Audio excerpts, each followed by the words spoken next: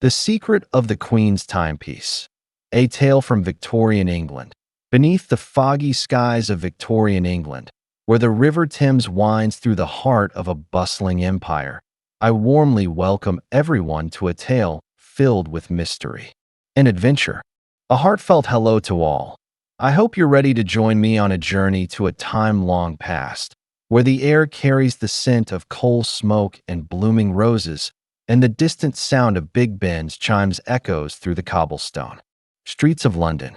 Close your eyes and let the gentle clatter of horse-drawn carriages, the soft murmur of gas lamps flickering in the fog, and the warm glow of candlelight wrap around you like a comforting embrace.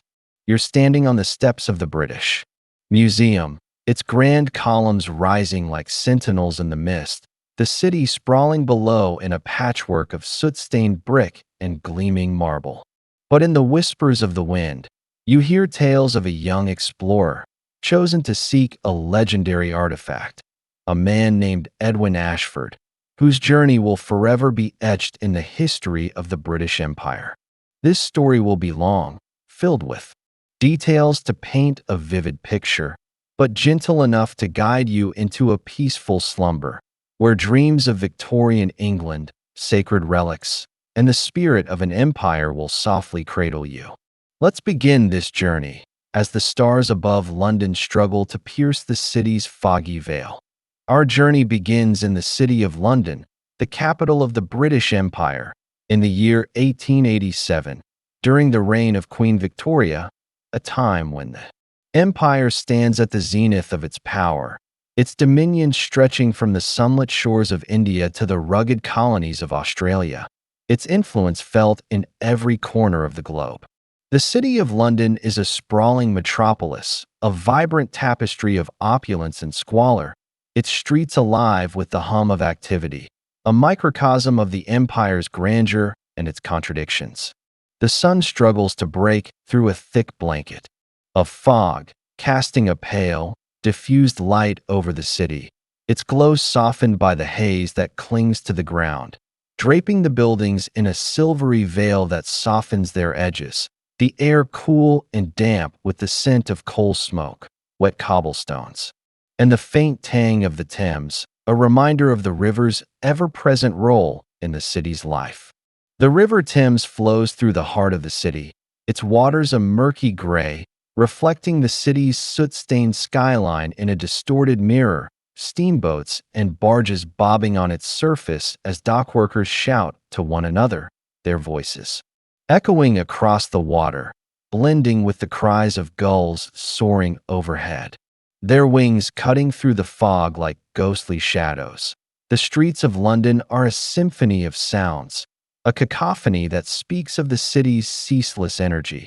The clatter of horse-drawn carriages rumbling over cobblestone streets, their iron-shod wheels clanking against the stone, the horses' hooves a steady rhythm that echoes through the fog, their snorts and whinnies adding a primal note to the urban chorus.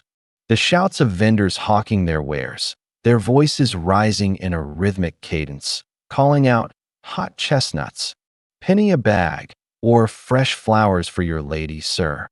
Their cries a constant refrain that weaves through the city's din, and the laughter of children playing in the alleys, their voices a bright melody amidst the city's grime, their bare feet kicking up small clouds of dust as they chase one another with sticks and hoops, their tattered tunics a testament to their poverty, but their laughter a reminder of the resilience of youth.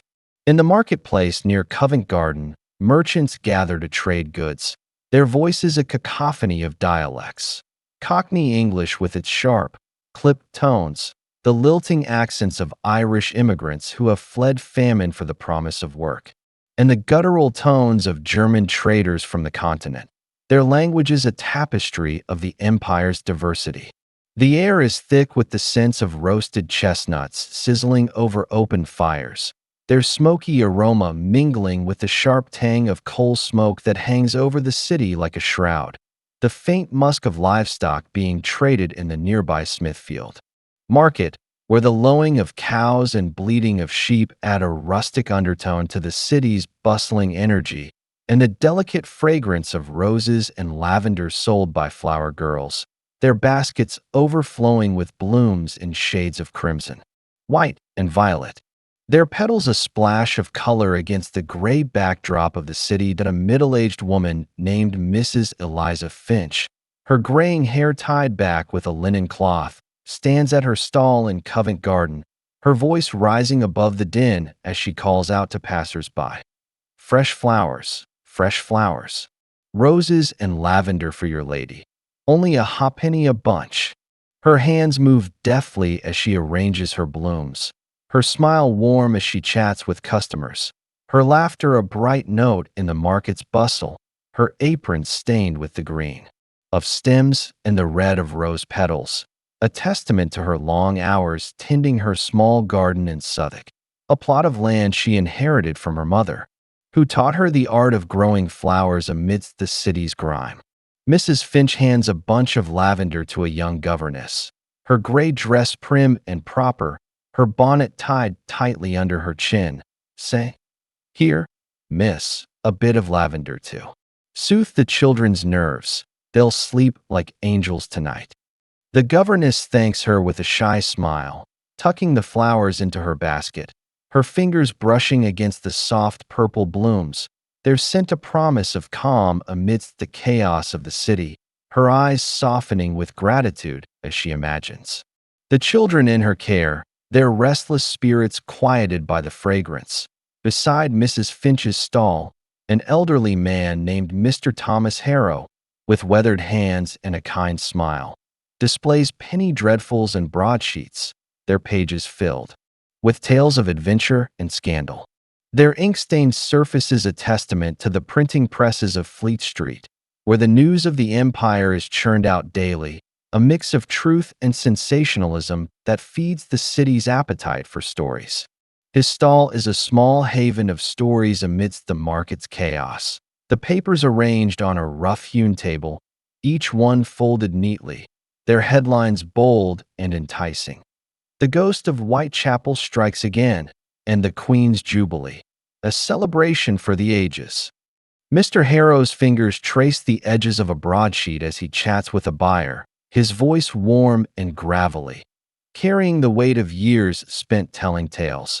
"This one's a real thriller, sir. Murder and mystery in the East End. Just a penny for the tale. They say the ghost is a vengeful spirit, seeking justice for a wrong done centuries ago." The buyer, a well-dressed gentleman in a top hat, his frock coat pressed and his cane polished, nods thoughtfully, adjusting his monocle as he hands over a coin, saying, "A fine read for the evening, Harrow. Keep the change." Mr. Harrow smiles, tucking the coin into his pocket, his eyes crinkling with appreciation as the gentleman walks away, already engrossed in the paper's lurid tale, his cane tapping softly on the cobblestones, a steady rhythm that fades into the market's bustle. A group of children, dressed in simple woolen tunics dyed in shades of gray and brown, dart through the market, clutching small wooden toys in their hands, carved horses, spinning tops, and tiny boats whittled from scraps of oak, their surfaces rough but lovingly made by fathers and older brothers who work in the docks or the factories, their hands skilled despite the long hours of labor. Their laughter rings out like a melody, a joyful counterpoint to the market's bustle, as they play a game of tag, weaving between the stalls with the agility of young foxes, their tunics muddy from rolling in the alleys, their faces flushed with the joy of childhood, their eyes bright with the wonder of the world around them.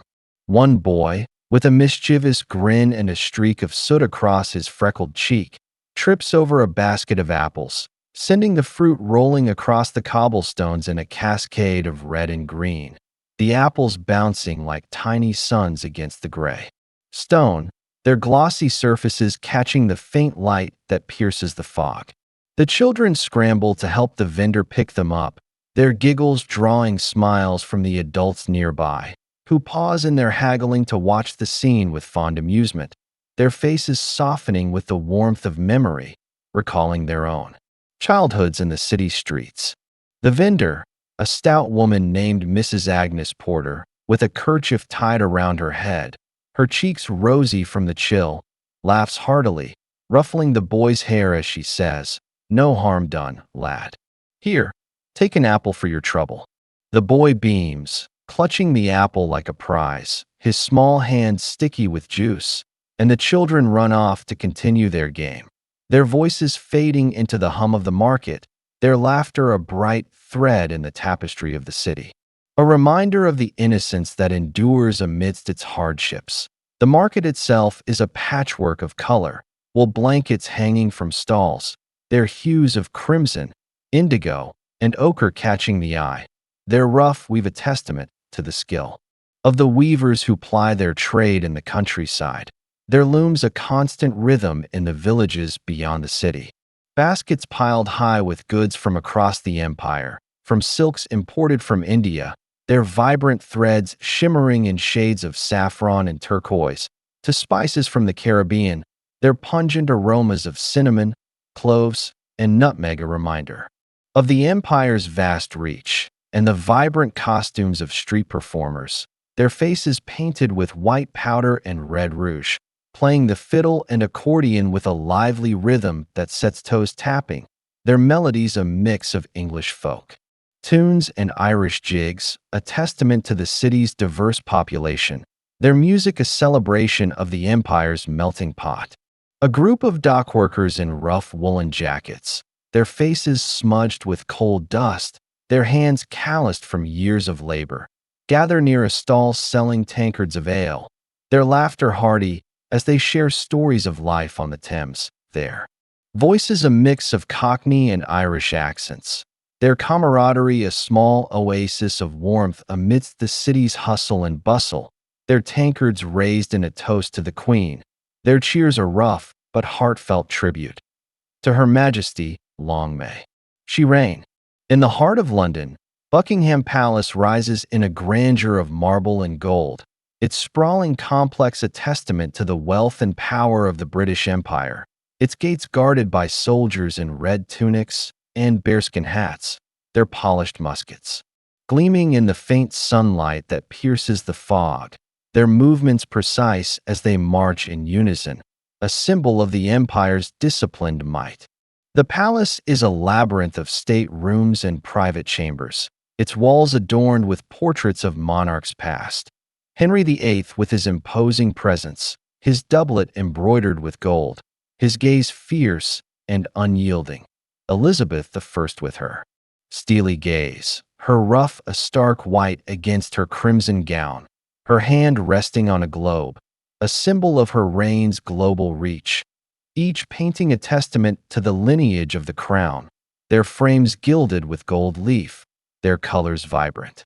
Despite the passage of time, long corridors are lined with gas lamps, their flickering light casting a warm glow on the marble floor, where courtiers pace in thought, their voices a soft murmur that blends with the echo of footsteps, the faint scent of beeswax and polish lingering in the air, a testament to the palace's meticulous upkeep. Hand-carved wooden chairs, upholstered in crimson velvet, line the state rooms, their surfaces etched with images of lions and crowns, each carving a testament to the artisans who crafted them. Their work a symbol of the empire's enduring might, the velvet soft to the touch, its rich color a reflection of royal authority. In the throne room of Buckingham Palace, Queen Victoria often sits on a throne of gilded wood and velvet, its surface inlaid with gold that catches the light in a dazzling display. The velvet a deep crimson that speaks of royal authority, its edges embroidered with silver thread in the shape of a rose, a nod to the Tudor emblem that still holds symbolic power.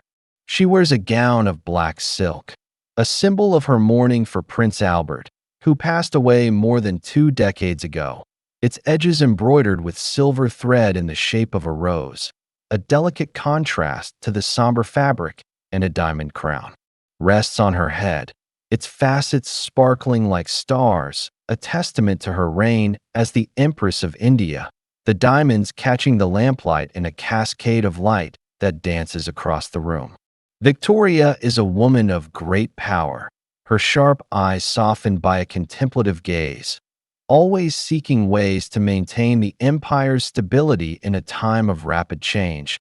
Her face lined with the weight of years, but her posture regal, a symbol of enduring strength, her hands resting on the arms of the throne, their fingers adorned with rings of gold and sapphire, each one a gift from a foreign dignitary, a reminder of the empire's global reach. A golden scepter rests in her hand, the emblem of her authority, its surface engraved with the royal crest, a lion and a unicorn standing guard over a crown, and beside her, her advisors stand in a line, their frock coats dyed in shades of black and gray, their top hats tilted at respectful angles, their eyes lowered in reverence, their voices a soft murmur as they discuss matters of state. Industrial unrest in Manchester, where factory workers strike for better wages, their shouts. A distant echo of discontent. Tensions with the French in Africa, where colonial ambitions clash in the deserts of the Sudan, and the ever-present threat of rebellion in the colonies, from the Boers in South Africa to the sepoys in India, a reminder of the empire's fragile hold on its far-flung territories. Asterisk among the advisors, one man stands out. Edwin Ashford, a young explorer and scholar from London, known for his knowledge of ancient artifacts and his unwavering loyalty to the crown, a man whose reputation precedes him in the halls of the British Museum, where he has spent years uncovering the secrets of the empire's past. Edwin is not a tall or imposing man, but his presence commands attention, his eyes shining with a quiet determination that belies his youth, their deep blue color a reflection of the Thames on a clear day, a hue that speaks of depth and clarity, of a mind that sees beyond the surface. His voice, though gentle, carries a strange power of conviction, as if the spirit of the empire speaks through him, a voice that resonates with the hope of a nation, a sound that echoes the dreams of explorers who have gone before him, Drake, Raleigh, Cook, men whose names are etched into the annals of history. Their legacy's a guiding light for men like Edwin. He often wears a frock coat of deep gray wool, its edges embroidered with silver thread in the shape of a compass, a nod to his life as an explorer, the threads catching the lamplight in soft glints that shimmer like stars, and a waistcoat of emerald green, the color of the English countryside, a reminder of his roots in the rolling hills of Kent, where he spent his childhood exploring ancient ruins with his father. On his belt, he carries a small leather journal, its pages filled with notes and sketches of artifacts from across the empire. Egyptian scarabs unearthed in the sands of the Nile, Indian idols carved from jade in the jungles of Bengal, and Roman coins found beneath the streets of Londinium, a gift from his father, a symbol of his passion for history, the leather worn smooth by years of use, its pages yellowed but still legible, each sketch a testament to his meticulous nature. His dark blonde hair is swept back with pomade, a few strands escaping to frame his face, which is often pale from long hours spent in libraries and museums, his cheeks flushed with the excitement of discovery, and on his finger, he wears a small silver ring engraved with the image of a lion, a token of his connection to the empire, a gift from his mentor at the British Museum, a man who saw in Edwin the potential to uncover the secrets of the past. The people of London whisper about him, calling him the Seeker of Secrets, a moniker that has followed him since his first expedition to Egypt, where he uncovered a lost tomb in the Valley of the Kings, a discovery that earned him the respect of the museum's curators and the envy of his peers. For he is not only a scholar but also a dreamer, a man who feels the pulse of history in his bones, bridging the gap between the mortal world and the mysteries of the past, a bridge built on curiosity and courage. Each morning, Edwin rises before dawn, the sky still cloaked in the deep indigo of night, the stars above twinkling like tiny flames in the heavens, their light barely visible through the city's fog, which wraps the streets in a silvery veil, softening the harsh edges of the brick and stone. He steps out of his modest home in Bloomsbury, a narrow townhouse of red brick nestled between a bookshop and a tailor's shop, their storefronts shuttered in the pre-dawn stillness, the faint glow of a gas lamp casting a pool of light on the cobblestones, its flame flickering like a beacon in the haze. The townhouse, though small, is a haven of warmth and intellect, where he lives simply with his widowed mother, a woman named Charlotte, and his younger sister, a girl named Lillian. Their home is humble but elegant, its walls lined with oak paneling, the grain of the wood polished to a deep, warm brown, the air inside filled with the comforting scent of old books, their leather bindings a rich, earthy aroma, and beeswax. Polish, a testament to Charlotte's love of literature and her meticulous care of the home. The townhouse is simple, its floors covered with woven rugs in shades of crimson and gold, their patterns faded but still vibrant, a testament to the weaver's skill, their threads a mix of wool and silk, a luxury from a time before Charlotte's widowhood, when the family lived in greater comfort. The walls are adorned with small watercolor paintings made by Lillian, scenes of the Thames at dawn, its waters a soft gray under a pink sky, roses blooming in Hyde Park, their petals of vivid crimson against the green, and ships sailing on a stormy sea, their sails billowing in the wind. Each piece a reflection of her dreams of adventure, her brushstrokes delicate but bold, a testament to her burgeoning talent. A small garden at the back of the townhouse blooms with roses and lavender, their delicate petals swaying in the morning breeze, their fragrance filling the air with a soothing sweetness, a rare touch of nature amidst the city's grime. The roses a deep crimson, the lavender a soft purple, their colors a quiet rebellion against the grayness of London. A narrow staircase leads from the townhouse to the street, winding through a hallway lined with shelves of books.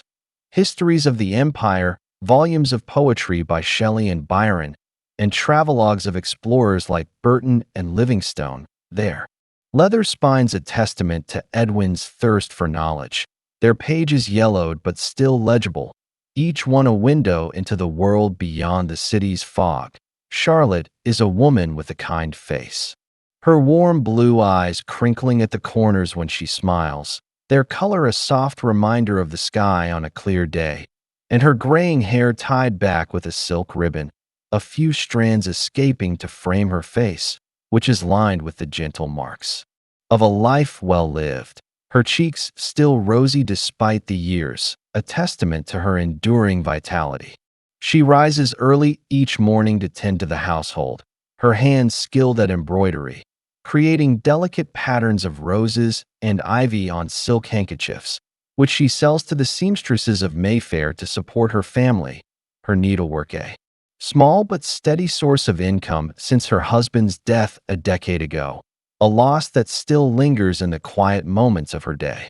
Her fingers move with a rhythm born of years of practice, the needle darting through the fabric with precision, creating intricate designs that speak of her love for beauty, each stitch a silent prayer for her children's safety, her voice a gentle melody as she hums old English ballads, tales of knights and maidens, of fairies and ancient kings, songs her mother taught her, passed down through generations like a cherished heirloom, their melodies a comfort in the face of the city's hardships. She often pauses to watch Edwin as he reads in the parlor, his journal open on the table, his quill scratching softly as he sketches an artifact or notes a theory, her eyes filled with pride, a quiet glow that speaks of her faith in his destiny, and says, "My son, the world has blessed you with wisdom and courage. Your journeys will bring honor to our family and to the empire. I see your father in you, his spirit, his drive. He'd be so proud." Edwin smiles, kissing her hand, his own hands gentle despite their calluses from handling ancient artifacts, and replies, his voice warm with affection, "Thank you. Mother, I only hope to honor the past and our family with my work. Your prayers keep me safe, and Father's memory gives me strength. He squeezes her hand, the warmth of her touch a brief comfort against the uncertainty of the world beyond their home, a reminder of the love that anchors him.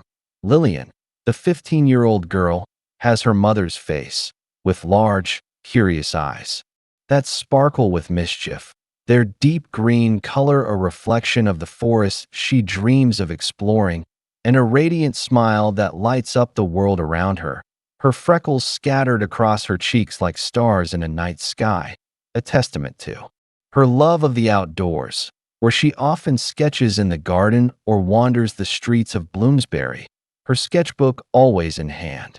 Her long chestnut hair is often tied with a small ribbon dyed with madder root, a gift from a peddler who passed through the city last spring, the ribbon of vibrant red that contrasts with her hair's rich brown, and she wears a simple muslin dress in a soft shade of lavender, the hem embroidered with tiny roses by her mother's careful hands, each stitch a labor of love, the fabric soft against her skin, a rare luxury in a city where such comforts are often reserved for the wealthy.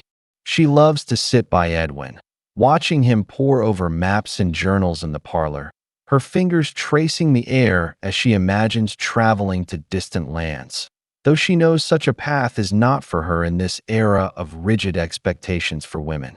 Her dreams are filled with adventure, inspired by the tales of explorers her brother shares, stories of pyramids in Egypt, jungles in India, and ruins in Greece, each one a spark that ignites her imagination. Lillian often sings as Edwin works, her voice as clear as a lark's, echoing through the townhouse and drawing smiles from anyone who hears her. Her songs a blend of joy and hope that lifts the spirits of all who listen, a melody that seems to carry the light of the empire itself. One of her favorite songs is a ballad of the empire, a melody her mother taught her. Its words a prayer for prosperity and courage, a song she heard sung by sailors in the docks of the Thames, its verses a celebration of Britain's might. Oh, we'll sail the seas, 'neath the Union Jack, with hearts so bold, we'll never turn back. As she sings, the roses in the garden seem to bloom brighter, their petals a silent chorus to her melody, a testament to the beauty she brings to the world, her voice a beacon of hope in a city often cloaked in shadow. Edwin's mornings are a ritual of quiet preparation, a time to center himself before the day's challenges.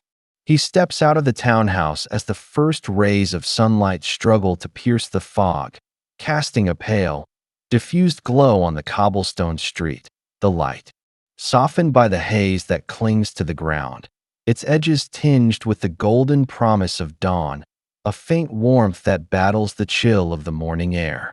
He walks through the streets of Bloomsbury, his gaze fixed on the horizon, where the sun rises over the London skyline, painting the sky in muted shades of gold, orange, and pink, the colors bleeding into one another through the fog, a canvas of hope for the new day, a reminder of the empire's enduring light.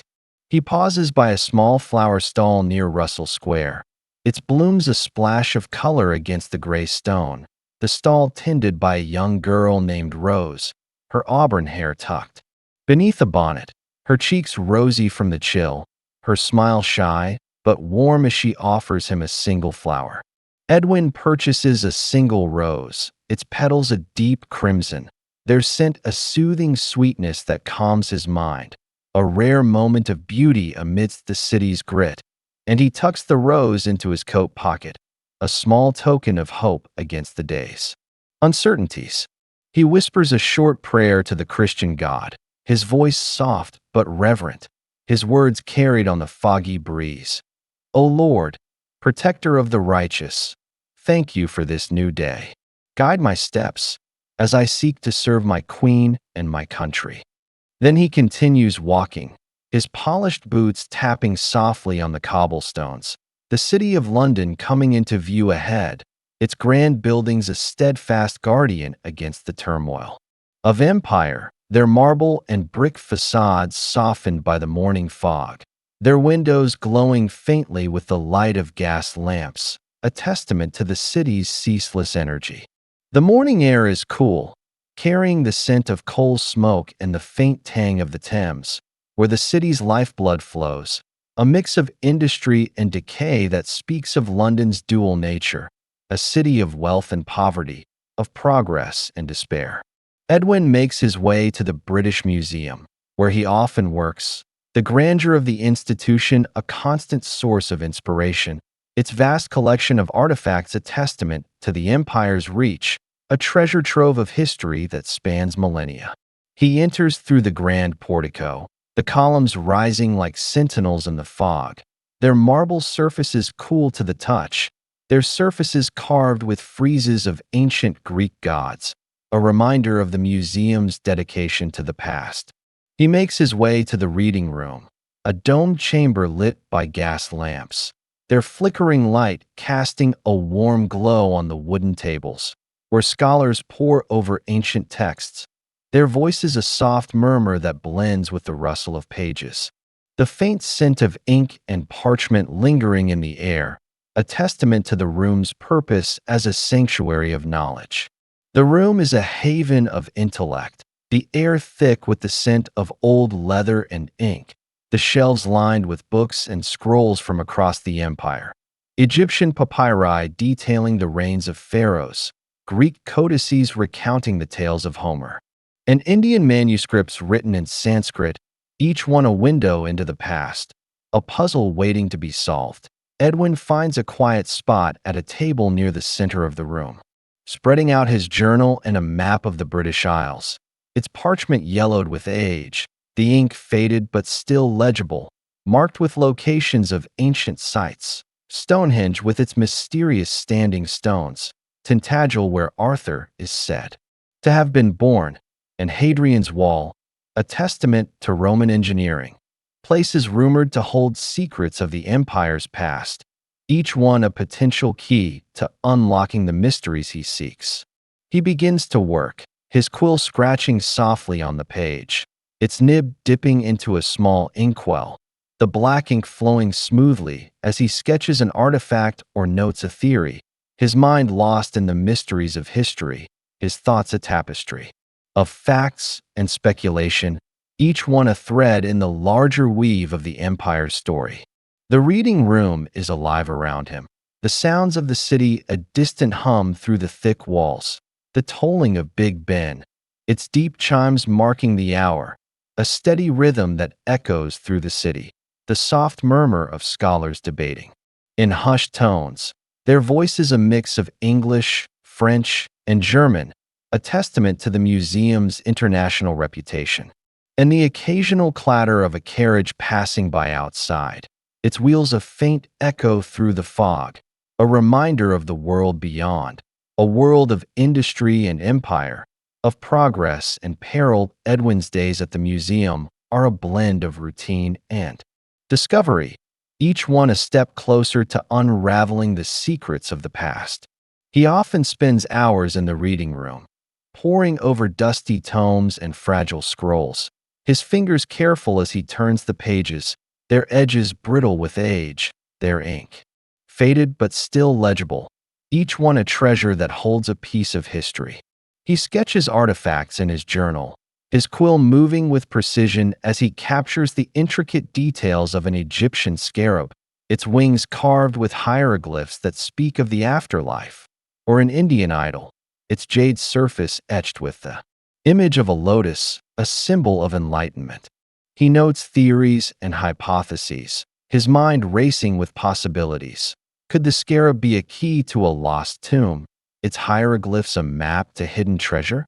Could the idol be part of a larger set, its lotus a clue to a forgotten temple?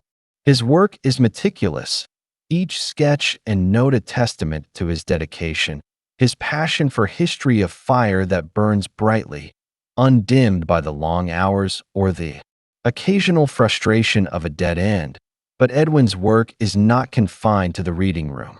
He often ventures into the museum's galleries, where artifacts from across the empire are displayed in glass cases, their surfaces polished to a gleam, their labels written in neat cursive, a testament to the curator's care.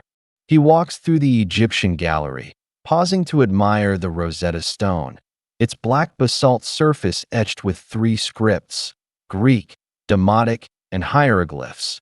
A key to understanding the language of the pharaohs, its discovery a triumph of scholarship that still resonates in the halls of the museum. Its surface cool to the touch as he traces the carvings with his fingers, imagining the hands that carved them centuries ago. He moves to the Indian gallery, where a statue of Ganesha stands, its elephant head carved from sandstone, its trunk raised in a gesture of blessing, its surface worn but still majestic, a reminder of the empire's reach into the subcontinent. Its four arms holding symbols of wisdom and prosperity, a testament to the deity's enduring power. He lingers in the Roman gallery, where a mosaic of a lion hunting a stag adorns the floor, its tiles a mix of red, white, and black, their colors vibrant despite the centuries, a testament to the artistry of Londinium, the Roman city that lies beneath modern London, its ruins a constant reminder of the layers of history beneath the city's streets, the lion's eyes seeming to follow him as he moves. A silent guardian of the past, Edwin's work at the museum has earned him a reputation as a rising star in the field of archaeology, a man whose discoveries have added to the empire's knowledge of its past, but it has also earned him rivals, scholars who envy his success and whisper behind his back, calling him reckless, a dreamer who chases legends rather than facts. One such rival is Dr. Reginald Thorne, a senior curator at the museum, a man whose ambition outstrips his talent, his cold gray eyes always watching Edwin with a mix of disdain and jealousy, their color like the steel of a blade, sharp and unyielding. His voice a sneer as he criticizes Edwin's methods in the museum's corridors, his words a constant thorn in Edwin's side. Ashford, you waste your time on fairy tales and legends. Real scholarship lies in the artifacts we can touch, not the myths we cannot prove. You'll never amount to more than a storyteller, chasing shadows while the rest of us do the real work. Edwin listens to Thorne's barbs with a calm smile, his blue eyes steady, his voice gentle but firm, a quiet strength in his tone that belies the sting of the words. Dr. Thorne, the myths of the past often hold the keys to its truths. I seek the stories behind the artifacts, for they are what give them meaning. History is more than objects. It's the lives and dreams of those who came before us.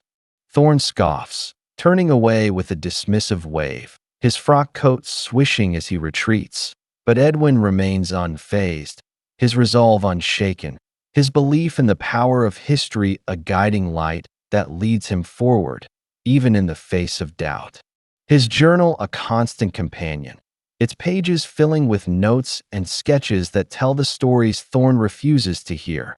Edwin's evenings are often spent in the company of friends at the Reform Club, a gentleman's club on Pall Mall known for its association with the empire's elite, a place where politicians, scholars, and adventurers gather to discuss matters of state and science.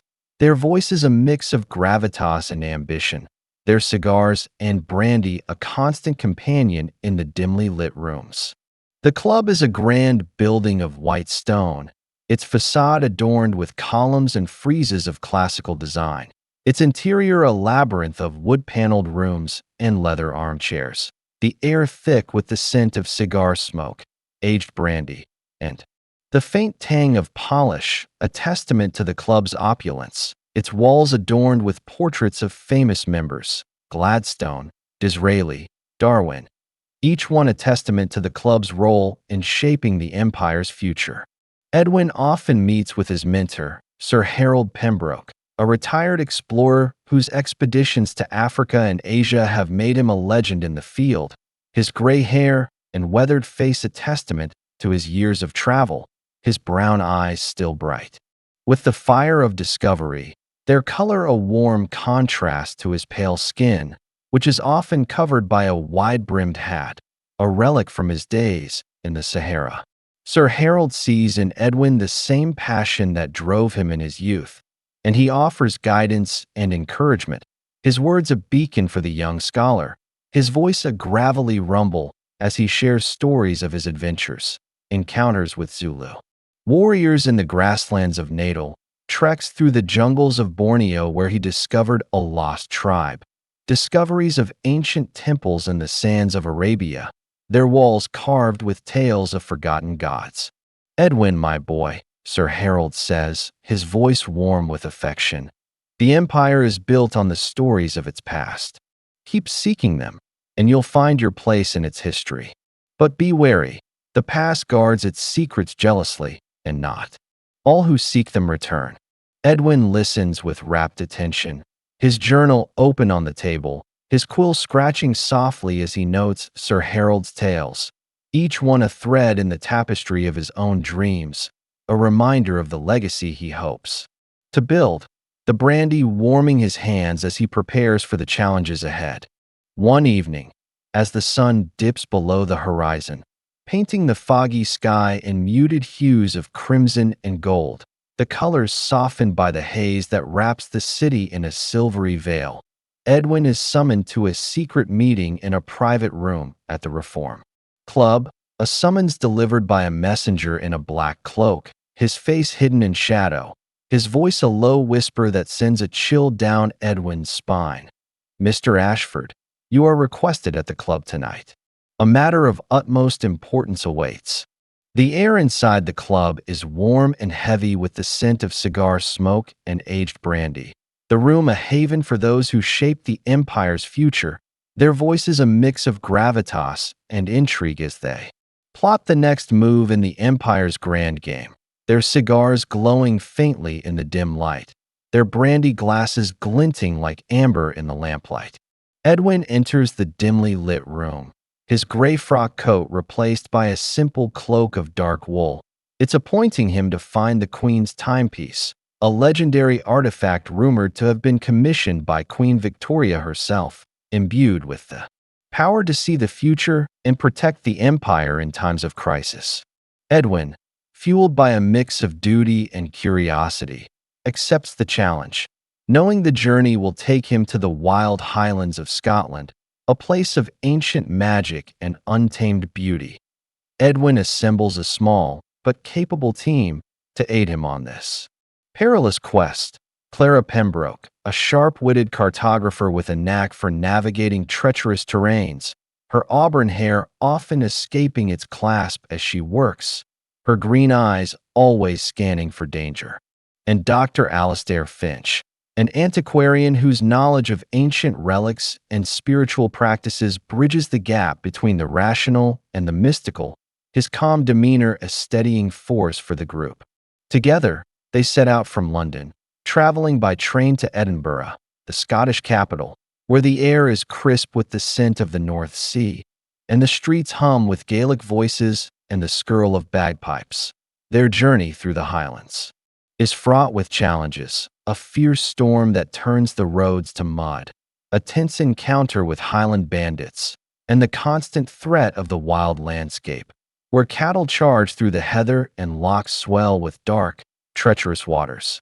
Along the way, they find moments of warmth, such as a meal of mutton stew shared in a crofter's cottage near Loch Lomond, where a man named Hamish shares tales of the Timepiece's history, his words a thread in the tapestry of their quest. Finally, they reach the Isle of Skye, its cliffs towering over the stormy Atlantic, the air thick with the scent of salt and heather.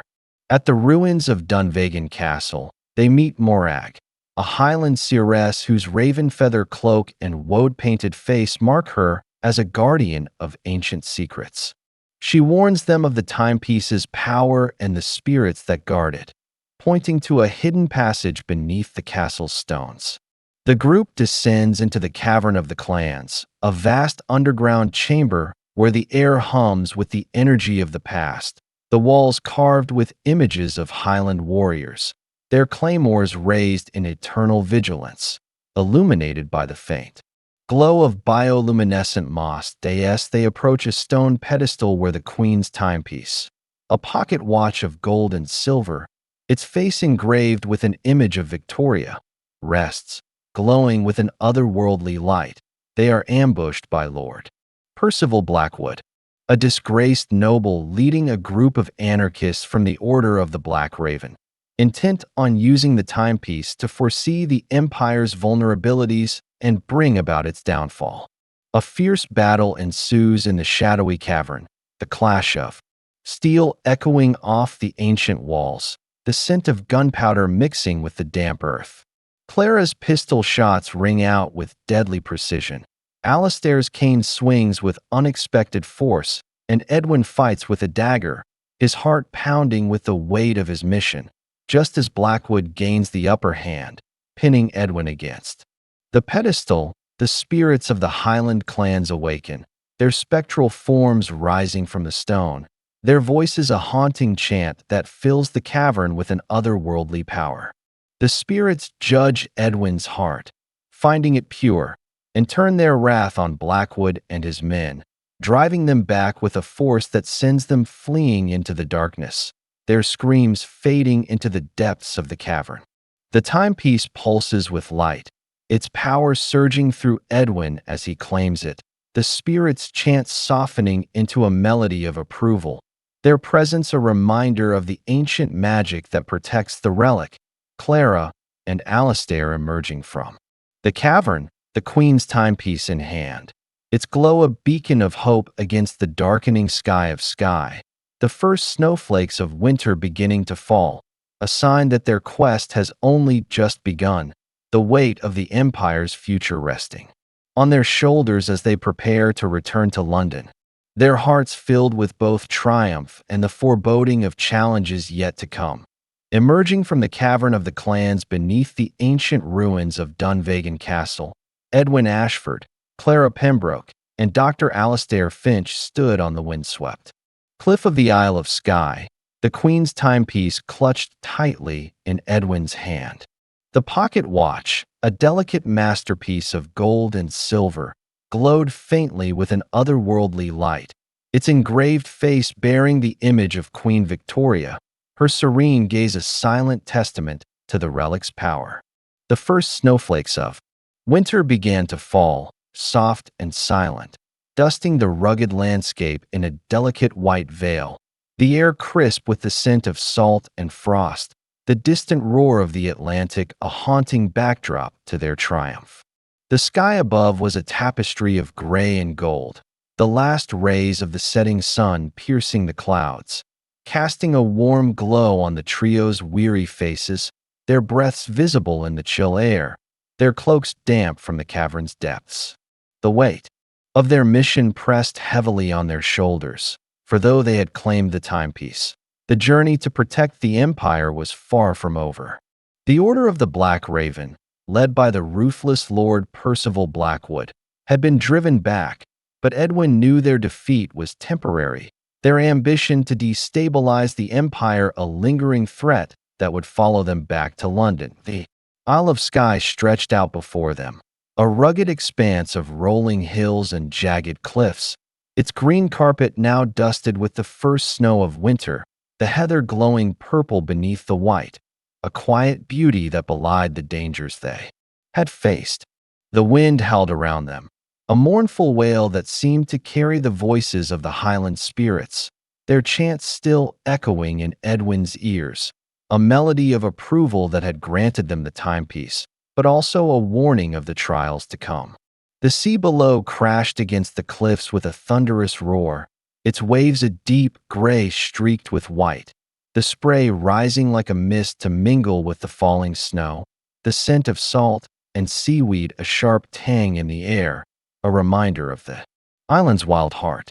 Edwin held the timepiece close, its glow a comforting warmth against his chest, its power a mystery that both awed and unnerved him, the faint ticking of its hands a steady heartbeat that seemed to echo the pulse of the Empire itself, a rhythm that spoke of time and duty, of history and hope. Clara, her auburn hair now tied back with a ribbon to keep it from her face, walked with her pistol at the ready, her green eyes scanning the horizon for any sign of Blackwood's men, her navy coat damp, but her posture resolute, the silver threads of the embroidered map on its edges catching the fading light, a symbol of her role as their navigator through this perilous journey. Her voice was low, a mix of determination and caution as she spoke. "We can't let our guard down, Edwin.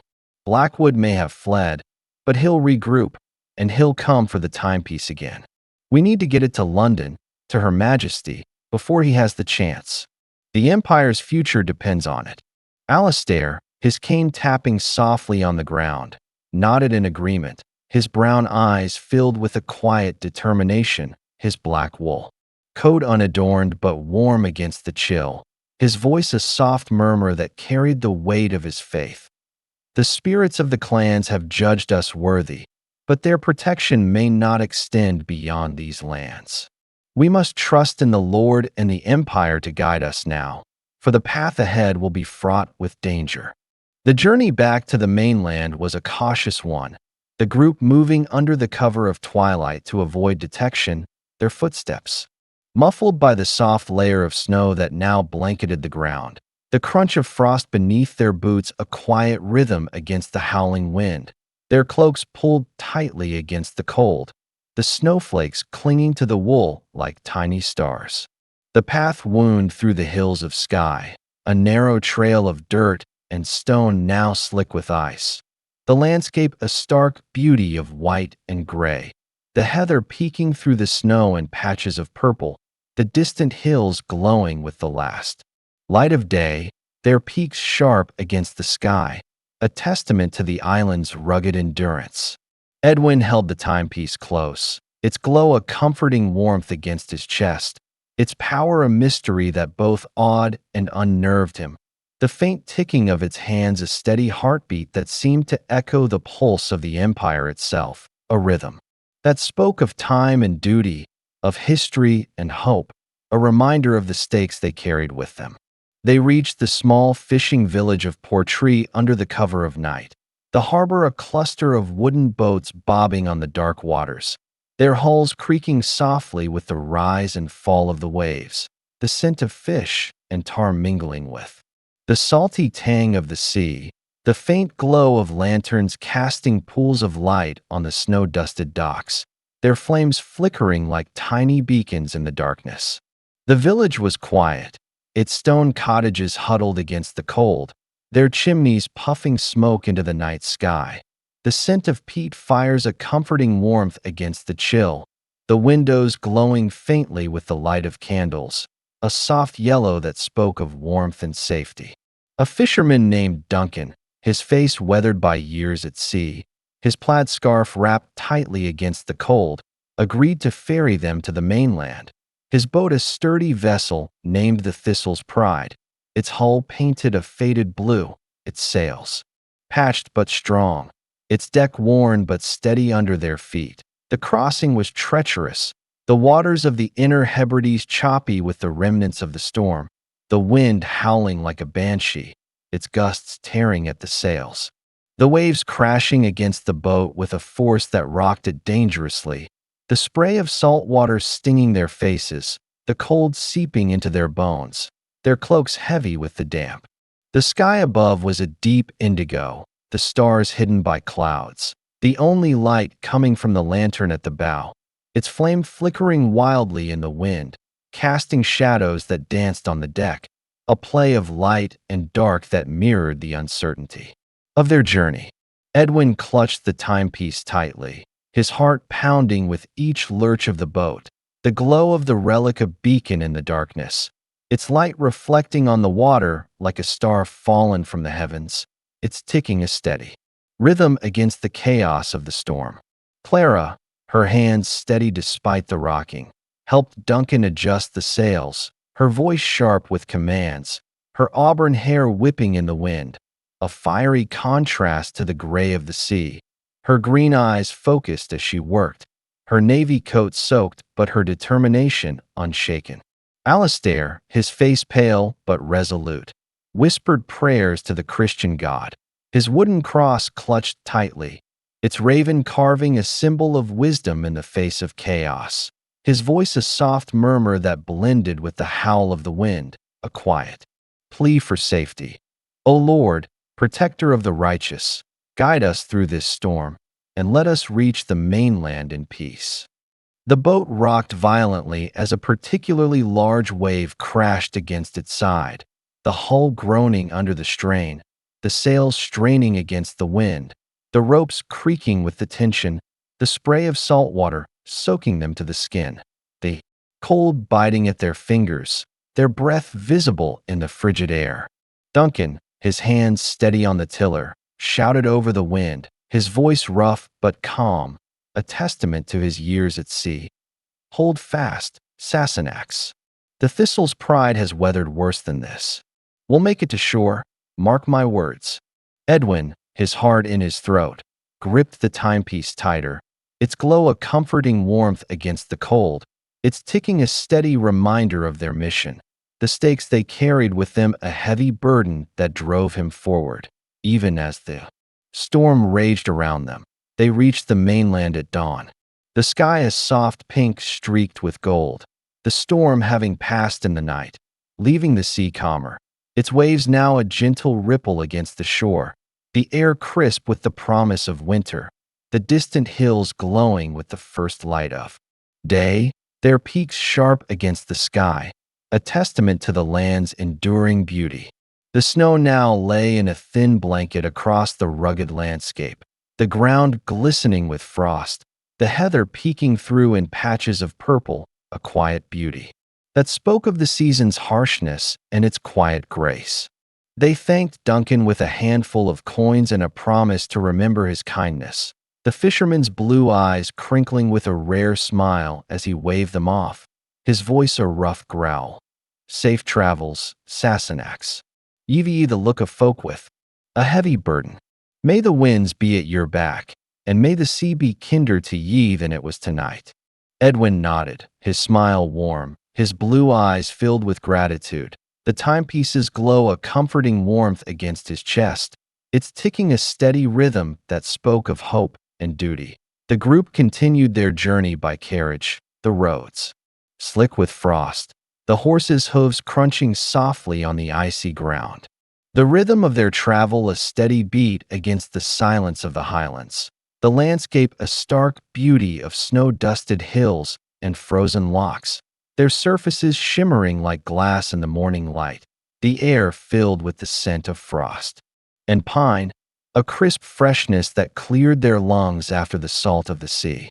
The carriage rattled along the narrow trails, its wooden frame creaking with each bump, the seats upholstered in worn leather, the windows fogged with their breath, offering glimpses of the winter landscape beyond, a world of white and gray. The trees bare against the sky, their branches heavy with snow, a stark beauty that spoke of the season's quiet grace. Their return to Edinburgh was marked by a sense of urgency. The city's gray stone buildings now dusted with snow, the streets quieter under the weight of winter, the air filled with the scent of peat smoke and the faint tang of the North Sea, the distant sound of bagpipes echoing through the closes, and winds, a haunting melody that spoke of the city's ancient spirit. The Royal Mile was a patchwork of snow and ice, the cobblestones slick beneath their boots, the shops shuttered against the cold, the few passers-by bundled in woolen cloaks, their breath visible in the frigid air, their voices a soft murmur as they hurried through the streets. The group made their way to the train station, their footsteps muffled by the snow, their cloaks heavy with the damp, the timepieces glow a comforting warmth against Edwin's chest, its ticking a steady reminder of their mission, the stakes. They carried with them a heavy burden that drove them forward.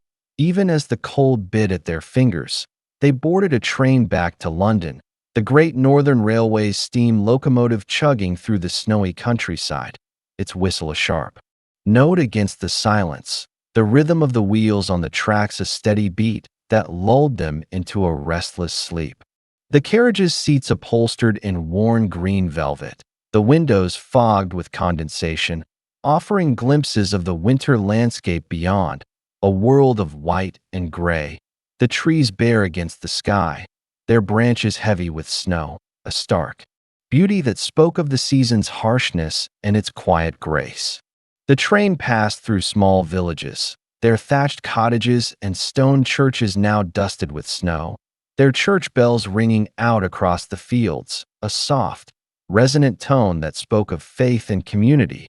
The villagers bundled against the cold, their faces ruddy with the chill, their hands raised in greeting as the train passed, a small gesture of connection in a vast empire.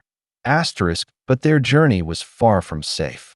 In the city of Newcastle, as the train paused to take on passengers, they were ambushed by a group of Blackwood's men, their black cloaks a stark contrast to the snowy platform, their faces hidden behind scarves, their eyes cold with intent, their pistols gleaming in the dim light of the station's gas lamps, their movements swift and predatory, a testament to their determination to claim the timepiece.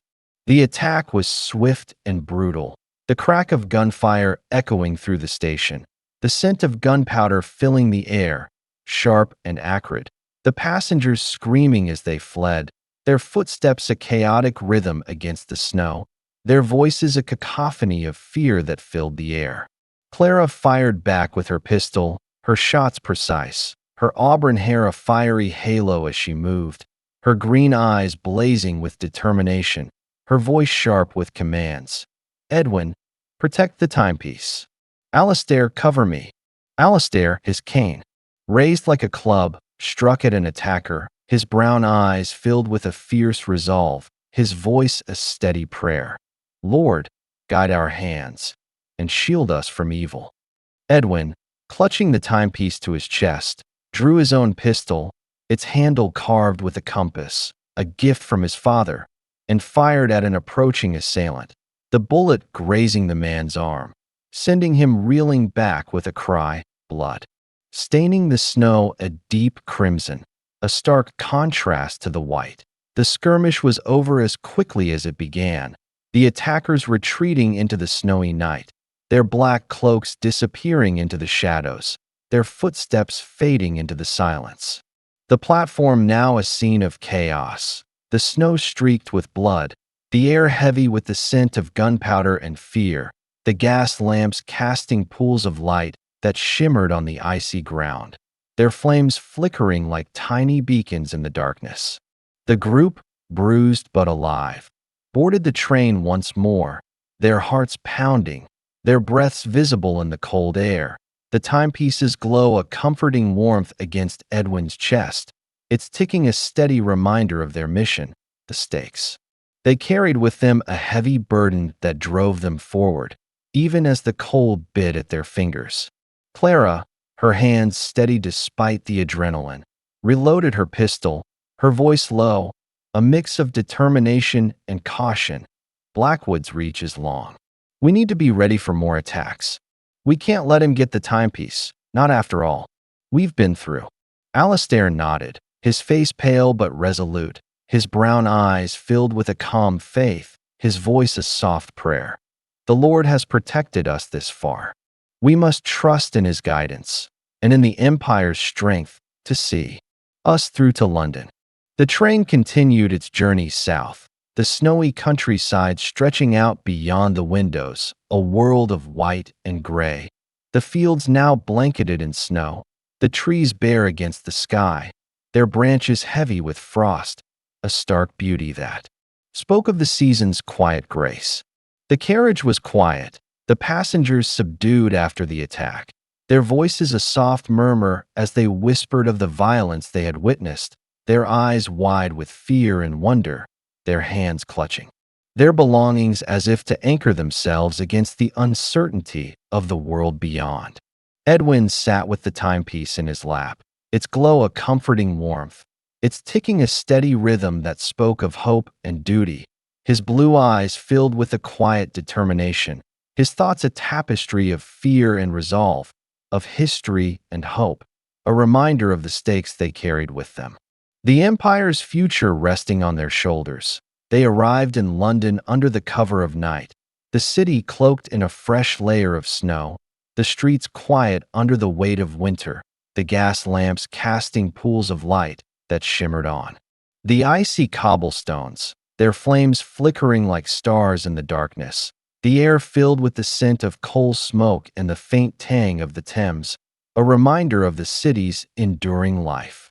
The skyline was a patchwork of soot-stained brick and gleaming marble, the spires of St. Paul's Cathedral rising like a sentinel in the distance, its dome dusted with snow, a symbol of the city's steadfast endurance, the distant sound of Big Ben's chimes echoing through the night, a steady rhythm that spoke of time and history, of the empire's heartbeat. The group made their way to Buckingham Palace, their footsteps muffled by the snow, their cloaks heavy with the damp, the palace's marble facade now dusted with white, its gates guarded by soldiers in red tunics, their breath visible in the cold air, their muskets gleaming in the lamplight.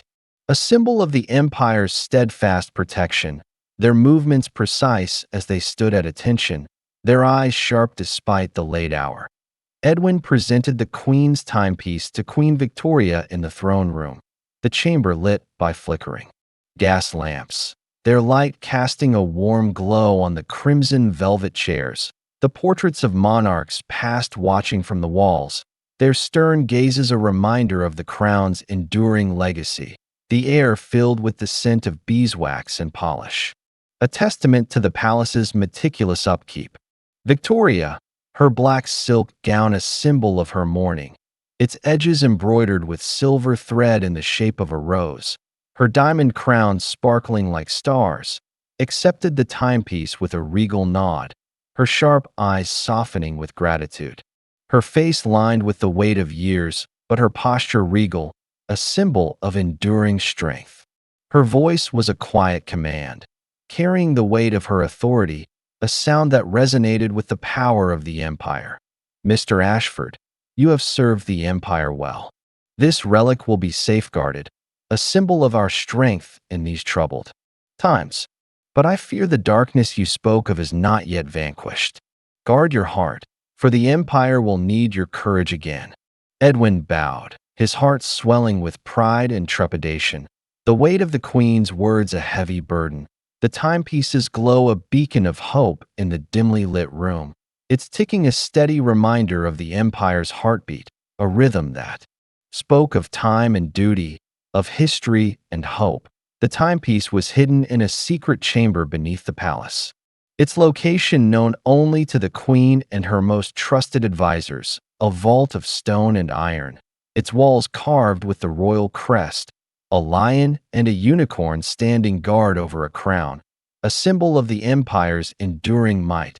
The air within, cold and heavy with the scent of damp stone, the faint echo of dripping water, a steady rhythm that spoke of the passage of time. Edwin carved a stone tablet recounting their journey, hoping that one day those worthy would find the timepiece and understand its purpose.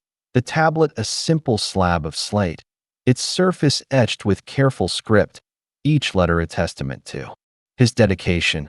I, Edwin Ashford, scholar of London, have fulfilled the will of the Queen.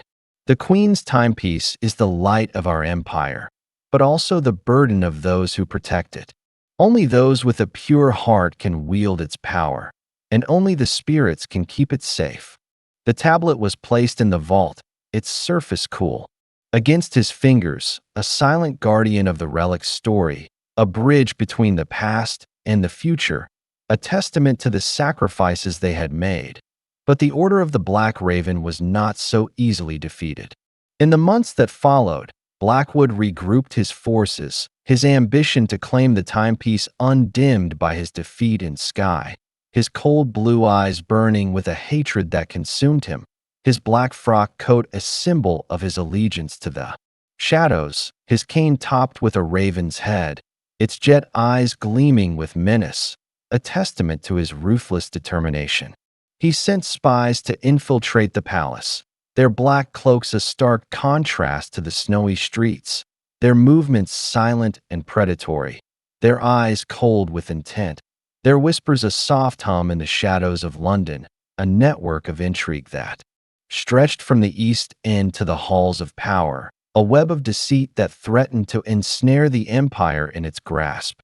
Edwin, Clara, and Alastair were called upon once more to protect the timepiece, their journey taking them into the heart of London's underworld, a labyrinth of narrow alleys and smoky taverns, the air thick with the scent of gin and coal smoke, the sounds of laughter and violence a constant hum, a world of shadows where the Empire's light struggled to reach. They tracked Blackwood's spies through the city, their footsteps muffled by the snow, their cloaks heavy with the damp, the timepieces glow a comforting warmth against Edwin's chest, its ticking a steady reminder of their mission. The stakes they carried with them a heavy burden that drove them forward, even as the cold bit at their fingers. Asterisk in a tavern near Whitechapel, they confronted one of Blackwood's lieutenants, a man named Graves, his face scarred from countless fights, his eyes cold with the greed of a man who had sold his soul to the shadows, his black cloak a stark contrast to the snowy streets, his voice a low growl as he sneered. "You think you can protect that relic, Ashford? Blackwood will have it, and the Empire will fall. You're fighting a losing battle, Sassenach." A fight broke out in the smoky confines of the tavern, the air thick with the scent of gin and sweat, the sounds of breaking glass and shouts a cacophony that filled the space, the flickering light of the oil lamps casting shadows that danced on the walls, a play of light and dark that mirrored the struggle between the Empire and its enemies. Clara's pistol shots rang out with deadly precision, her auburn hair a fiery halo as she moved, her green eyes blazing with determination, her voice sharp with commands. "Edwin, guard the timepiece. Alastair, watch the door." Alastair, his cane raised like a club, struck at an attacker, his brown eyes filled with a fierce resolve, his voice a steady prayer. "Lord, guide our hands, and shield us from evil." Edwin, clutching the timepiece to his chest, drew his dagger, its blade gleaming in the dim light, and fought with a ferocity born of desperation, his heart pounding with the weight of his mission, the stakes they carried with them a heavy burden that drove him forward. Even as the chaos raged around him, they defeated Graves and his men, their black cloaks a stark contrast to the snowy streets, their bodies left in the tavern's shadows, their blood staining the wooden floor a deep crimson, a stark reminder of the price of their ambition. But the victory was bittersweet, for they learned that Blackwood had discovered the location of the timepiece, his spies having infiltrated the palace's inner circle, their whispers a soft hum in the halls of power, a web of deceit that threatened to ensnare the Empire in its grasp. The group raced back to Buckingham Palace, their footsteps muffled by the snow, their cloaks heavy with the damp, the timepieces glow a comforting warmth against Edwin's chest, its ticking a steady reminder of their mission, the stakes they carried with them a heavy burden that drove them forward, even as the cold bit at their fingers. Asterisk they arrived just in time to thwart Blackwood's final assault. A desperate attempt to storm the palace under the cover of night, his black-cloaked men a stark contrast to the snowy grounds, their pistols gleaming in the dim light of the gas lamps, their movements swift and predatory, a testament to their determination to claim the timepiece. The battle was fierce, the clash of steel echoing through the palace grounds, the scent of gunpowder filling the air, sharp and acrid, the snow streaked with blood, a stark contrast to the white, the gas lamps casting pools of light that shimmered on the icy ground, their flames flickering like tiny beacons in the darkness. Clara's pistol shots rang out with deadly precision, her auburn hair a fiery halo as she moved, her green eyes blazing with determination, her voice sharp with commands. "Edwin, protect the timepiece. Alastair, cover the flank." Alastair, his cane raised like a club, struck at an attacker, his brown eyes filled with a fierce resolve, his voice a steady prayer. "Lord, guide our hands, and shield us from evil." Edwin, clutching the timepiece to his chest, fought with a ferocity born of desperation, his dagger gleaming in the dim light, his heart pounding with the weight of his mission. The stakes they carried with them a heavy burden that drove him forward, even as the chaos raged around him. In the end, they prevailed, Blackwood's men defeated, their black cloaks a stark contrast to the snowy grounds, their bodies left in the palace's shadows, their blood staining the snow a deep crimson, a stark reminder of the price of their ambition. Blackwood himself was captured, his cold blue eyes burning with hatred, his black frock coat torn, his cane topped with a raven's head now broken, its jet eyes shattered, a testament to his defeat. He was taken into custody, his ambition to destabilize the empire thwarted, his dreams of power shattered like the jet eyes of his cane, a symbol of the empire's enduring strength. The Queen's timepiece was secured once more, its glow a beacon of hope in the dimly lit vault, its ticking a steady reminder of the empire's heartbeat, a rhythm that spoke of time and duty, of history and hope. Edwin, Clara, and Alistair were hailed as heroes, their names whispered in the halls of Buckingham Palace, their story a testament to the courage and determination of those who served the empire, a tale that would be told for generations, a bridge between the past and the future. The timepiece continued its journey through the centuries, its glow a silent guardian over the empire as it faced new challenges. In the early 20th century, it was moved to a hidden vault in the Tower of London, its location known only to a select few, its glow a beacon of hope during the turmoil of the Great War, its ticking a steady reminder of the empire's endurance. During the Second World War, it was hidden in a secret chamber beneath Westminster Abbey, its glow a silent guardian over the nation as bombs fell from the sky, its ticking a steady rhythm that spoke of resilience and hope. Over time, the timepiece faded into legend, its story whispered in the halls of power, written in obscure journals, a tale of a scholar who saved the empire with a relic of the Queen, a bridge between the past and the future, a testament to the sacrifices of those who came before. Centuries later, on May 22, 2025, a team of historians led by Dr. Edwin Ashford, a descendant of Edwin, arrived at the Tower of London to explore newly discovered archives beneath the ancient fortress. Eleanor, a tall woman with dark blonde hair tied in a neat ponytail, her blue eyes mirroring her ancestors, her khaki jacket a practical choice for the dusty work of history, her notebook filled with sketches and notes, her handwriting a neat cursive that spoke of her meticulous nature, uncovered Edwin's stone tablet, its script weathered but legible, recounting the story of the Queen's timepiece.